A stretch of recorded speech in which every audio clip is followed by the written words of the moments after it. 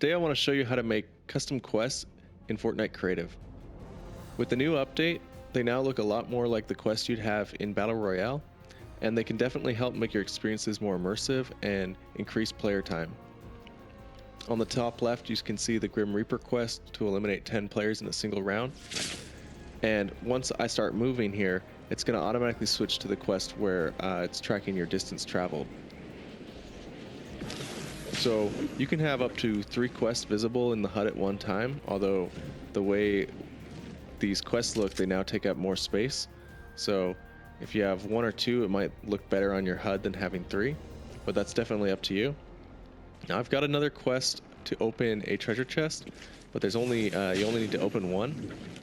So if I come up here and open this chest, it's actually not going to show up on the tracker because you only need to open 1. But as long as XP is calibrated, the award would still show up there.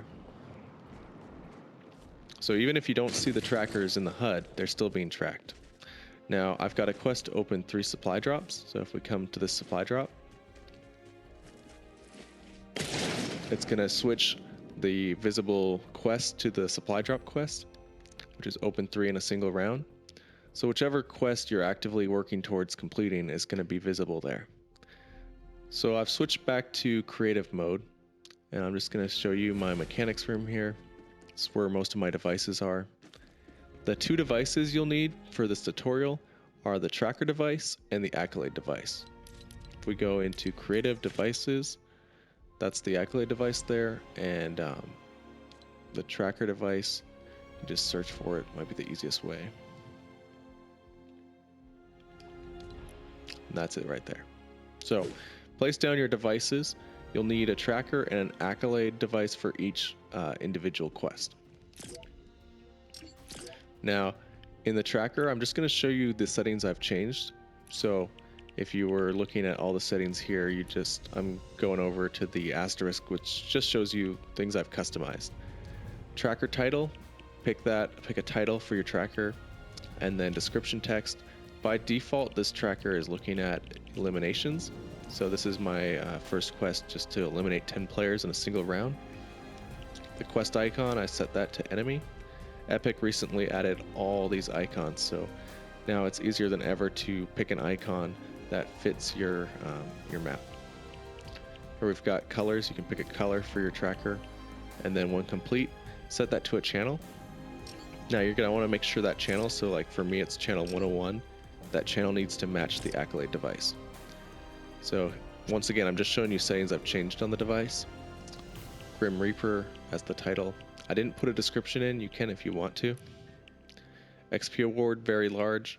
I set the splash size to large. That's how it displays on the HUD. If you set it to small, it's like a little description in the middle, and it doesn't show the icon. Automatic, I would assume, would show the icon and be large, but just to be safe, I set it to large. Icon identifier, I just match the icon to the other icon. You can't change the color on this device for some reason.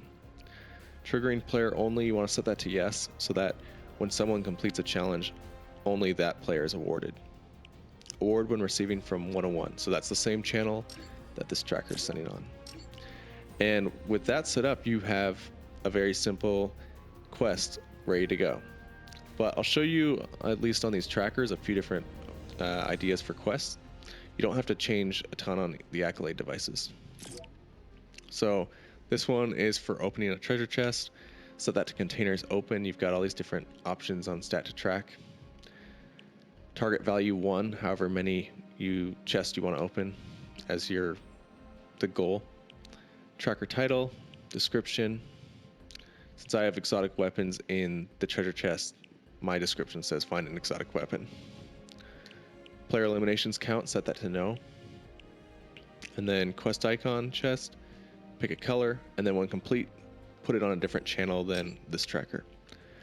The channel that you picked, you'll just want to make sure that's linking to your accolade device, and you change the descriptions accordingly and the icons. Keep triggering player only to yes. And that's about it. You've got another quest. So you can create all sorts of different quests that are presets in this stat to track. But if you want to create a little bit of a more unique quest that isn't under the default things here, you'd have to go to Stat to Track channel, and you get to kind of customize things a bit more.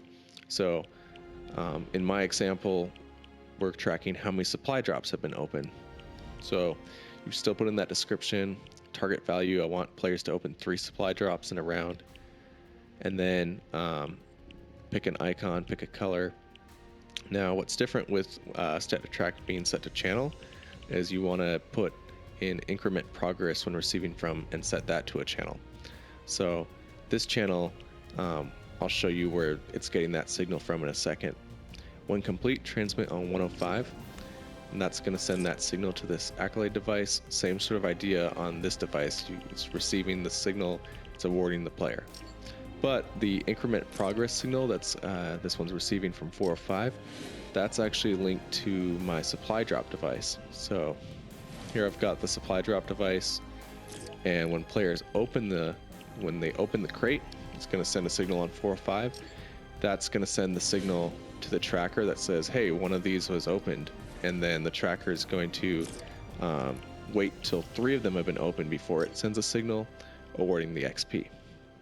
So that's about it. You can create basically unlimited amounts of different sorts of quests, and you can put in your own descriptions, pick your own icons. So it's really cool. One other thing I almost forgot is if you go into My Island settings and go to the UI tab, scroll down here, there's an option for max trackers on HUD. With this option, you could hide all the trackers and they'd still be tracking, and they would still award players as long as that XP is calibrated. It would award players XP. You can go from 0 to 3. So I have it set to 1 because you'll notice when I start this game, it takes up quite a bit of space, and with 3 you're hiding quite a bit of the screen.